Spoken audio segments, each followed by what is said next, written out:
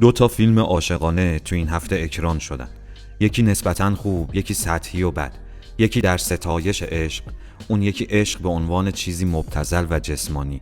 یکی با شخصیت‌هایی که مثل یه عکس میمونن بدون عمق و دیگری با شخصیت‌های چند لایه.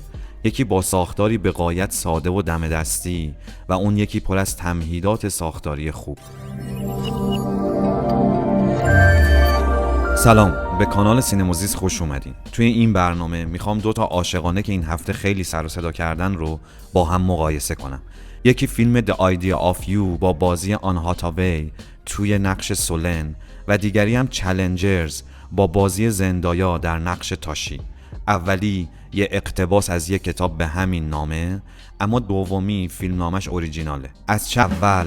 عشق، مبتذل یا اطلاع بخش؟ The Idea of You یه کمدی رمانتیک درباره زنی 40 ساله است که با یه پسر 20 ساله که خواننده محبوب تینیجراست درگیر عشق میشه. اینجا مسئله سر اینه که عشق سن و سال و تفاوت سنی حالیش نیست و بزرگتر از این حرفاست. انگار فیلمیه در ستایش عشق. کتاب فیلم فرم فرهنگ رو اگه یک نگاه بندازین، درباره کارکرد فرهنگی ژانر ملودرام یک فصل جالب داره که من توی ویدئویی که درباره سریال بسیار زیبای ریپلی ساختم بهش اشاره کردم. لینکش رو میذارم و میتونین ببینین.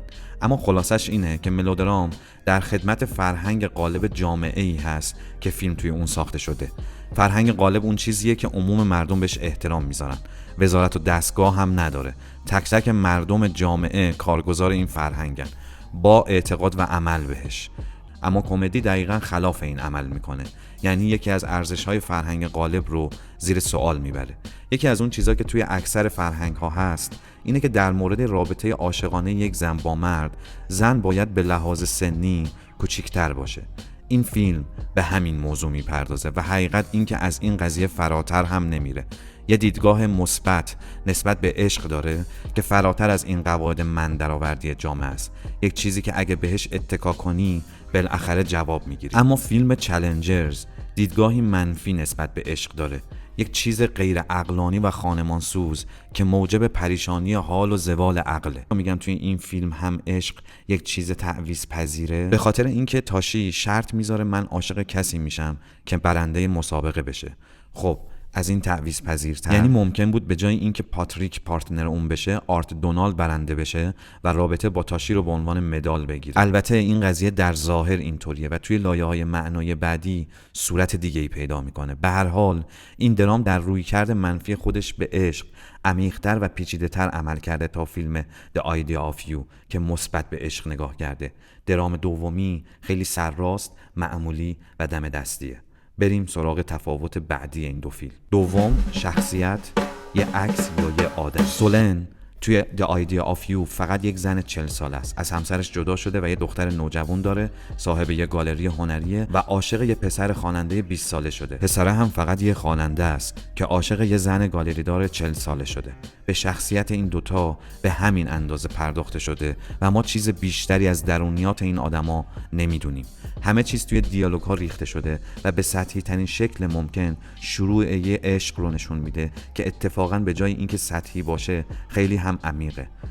درسته، من منکر این نیستم که ممکنه در عرض چند ساعت یکی طوری عاشق یکی دیگه بشه که حاضر باشه به خاطرش با همه جامعه بجنگه، اما به شرطی که بهم نشون بدی چه چیزی در درون اونها اتفاق افتاده، چه ذهنیتی این شیمی بین اونها رو ایجاد کرده.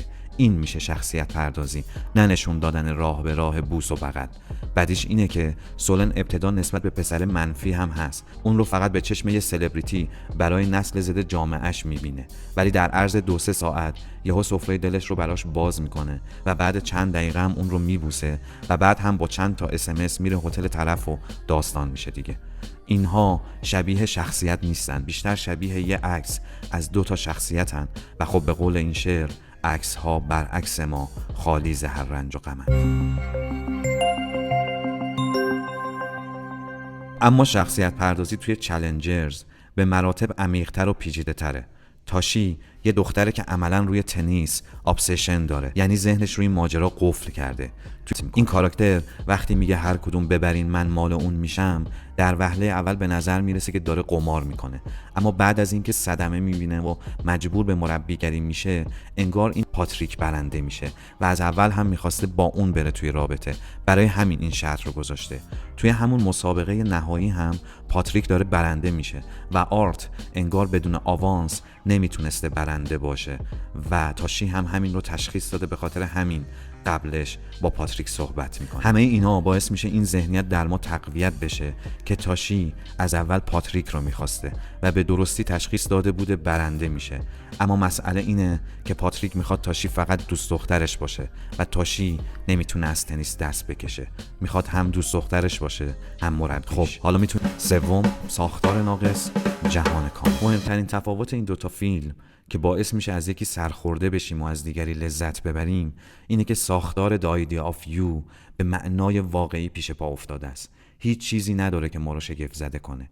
کلی از فیلم گذشته و کشمکش اصلی تازه شروع میشه، یعنی این صحنه که تو دقیقه 74 فیلم اتفاق میفته. 2/3 فیلم سپری شده در حالی که همه چی رواله و تازه توی 1/3 پایانی مسئله تفاوت سنی مطرح میشه. یه روایت خطی، یه مسئله ساده و یه پرداخت خیلی ساده تر، اما انصافاً ساختار چالنجرز به مراتب پیچیده تر، فکر شده تر و دقیق تره. کل ماجرا در خلال یک مسابقه تنیس روایت میشه.